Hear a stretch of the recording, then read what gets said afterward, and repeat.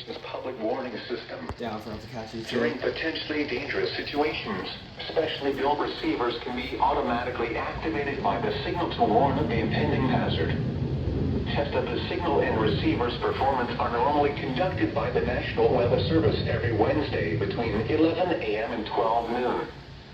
If there is a threat of or existing severe weather in the area on Wednesday, the test will be postponed until the next available good weather day.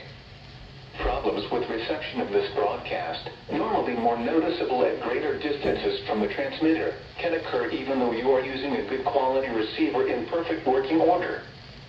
To provide the most consistent and dependable warning service possible, the warning alarm will be activated for hazardous watches and warnings for the following counties: Brazoria, Chambers, Galveston, and Harris. Repeating, this is a test of the new weather radio's warning device.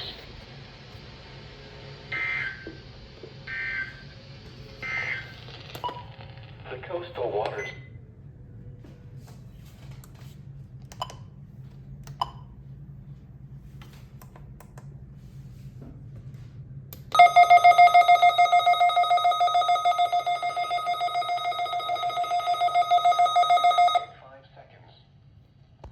What? Showers and thunderstorms until late afternoon. What? 15 knots. Seas 2 to 3 feet. Wind detail. South 3 feet at 6 seconds. What? Thursday. South winds around 10 knots. In the afternoon.